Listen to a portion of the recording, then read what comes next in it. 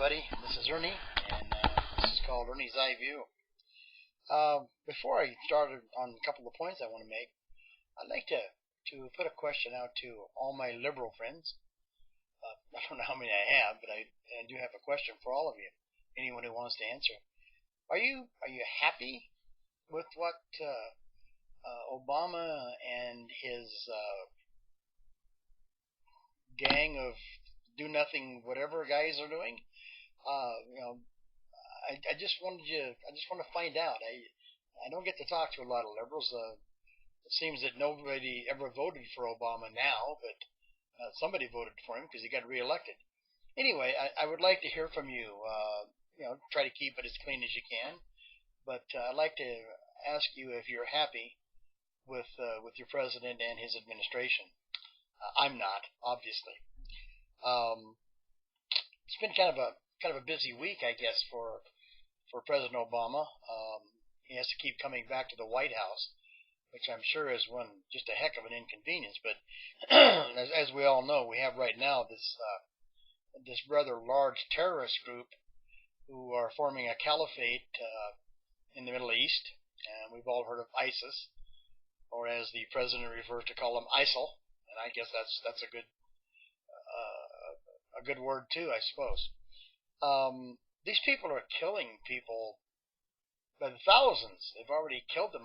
You can get on YouTube and watch live executions if you want, complete with all the blood, all the guts, all the grisly things that you'll see from this group of people who have absolutely no thought for humanity or no thought for anything but their own little Muslim minds, where they want to control the entire world and everybody needs to be a Muslim. A lot of people think, well, gee, will they ever get over here? Well, I think they're probably already here right now. It's not really difficult at this point in the history of the United States to get into the country. The border is wide open, and I'm sure that not only children are crossing that border. I am sure that there are some people who have some evil thoughts about what to do in America, and I wouldn't be surprised if there were already some ISIS members here planning some sort of attack. Or these people care nothing about their own lives. I mean, they can stick a dynamite up their butt and maybe put on a vest and walk into a supermarket in any place in the United States, push a button and kill 40, 50 people. To them, that's an achievement.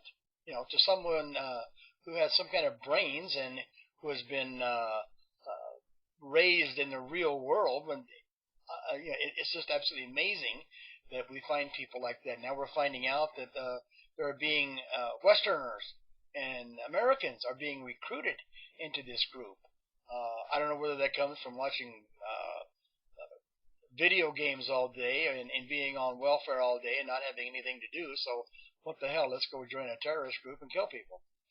I don't know the reasons for that. I can't imagine any American anywhere wanting to do the things to America that these people have promised that they would do.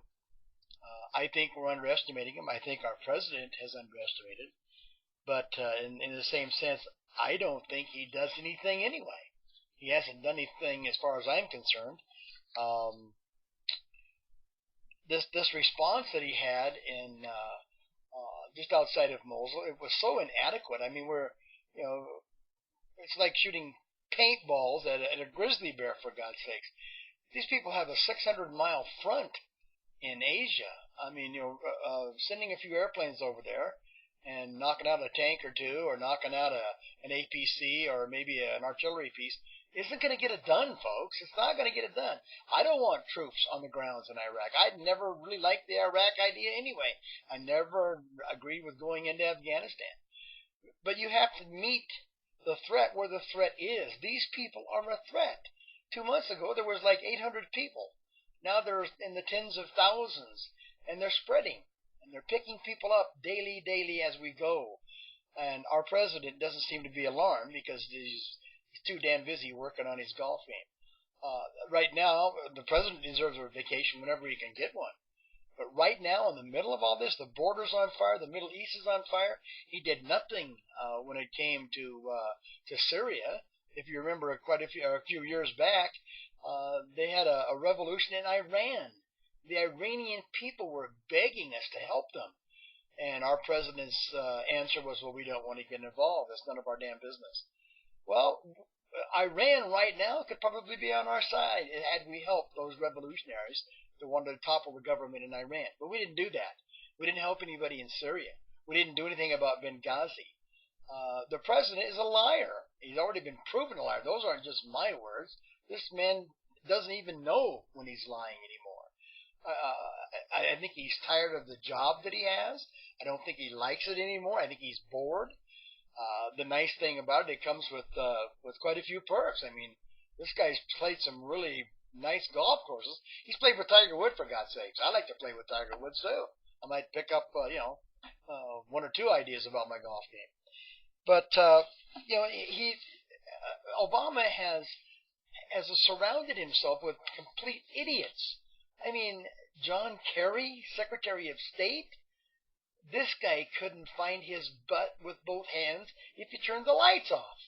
In the 1970s, the man came back and accused every GI in Vietnam of raping and killing and shooting animals and killing little kids just for sport. That may have happened on a very minute scale, but John Kerry went before a House committee and proclaimed that every GI in Vietnam was just a killer, a mass murderer. This guy is now Secretary of State, for God's sake. How does that happen? Only in an Obama administration. Then you got someone like Nancy Pelosi. Nancy Pelosi is just stupid. What has happened is all the hippies from the 60s, all the love, peace, amen, far out, those people are the ones that are in power now.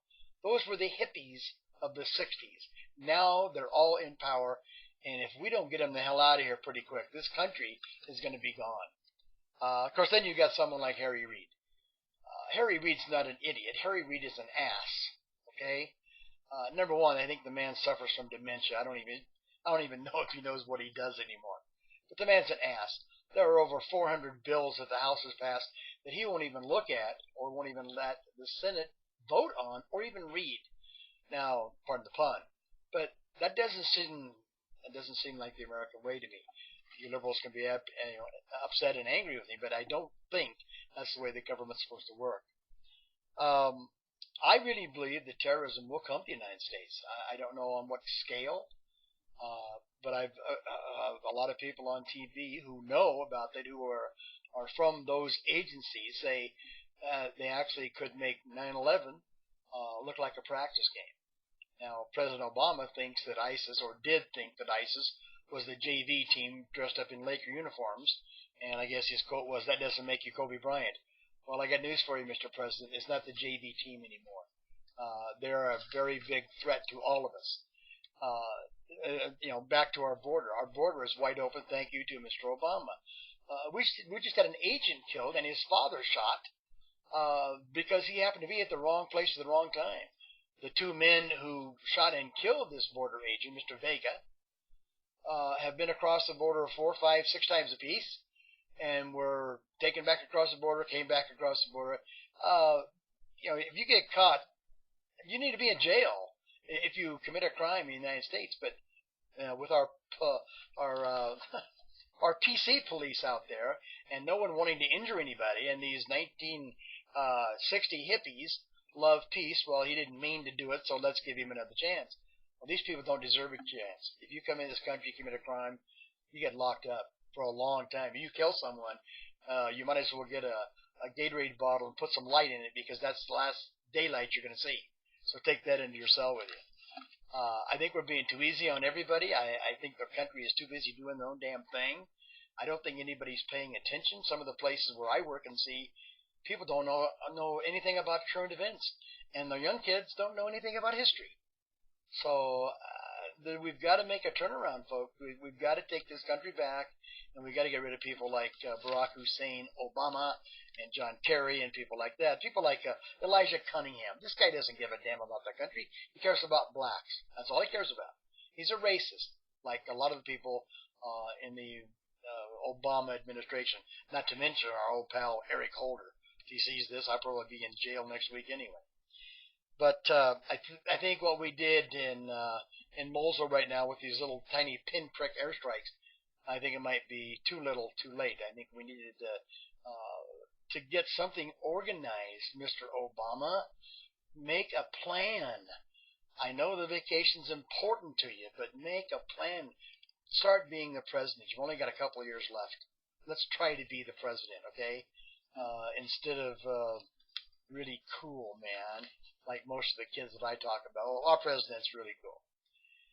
Well, to me, this all looks like Europe all over again. 1930s Europe, when Hitler started killing people and everybody looked the other way. Right now, we got ISIS killing a lot of people and everybody's looking the other way. We got a Marine in Mexico. Our president won't even pick up the phone and say, send our Marine back, or we're going to send a SEAL unit down there. We'll come and get him ourselves. He doesn't care. If he cared, he would pick up the phone and say, look, if the man did something wrong, we'll take care of it over here. But you're not going to keep his butt locked up for eternity or as long as you want to. We need a president that has, pardon the expression, some cojones, and I don't think this one does. No one pays any attention to Barack Obama. Europe doesn't like him. I can't name you one person who would show Barack Obama respect, except for the lapdogs that he has in his administration. I don't know. He hasn't done anything for a long time. I just wish that our country would be respected again, because I don't think we are. I think we need a big, big change in this country. And I think the people need to take this country back from the libtards and the progressives and the people who want peace, love, and hey man, and let's all smoke dope like we do in Colorado and Washington State. Oh, I'm kind of ashamed of Colorado. But anyway, those are the couple things that I wanted to say tonight. I love my country. I don't like my government. The United States of America is still the greatest country in the world. And Mr. Obama, we are an exceptional people, and we will get it back, and we will show the world that we are exceptional, and we are there to help our neighbors' backs. So until next time, God bless, and salute the flag once in a while. Talk to you later.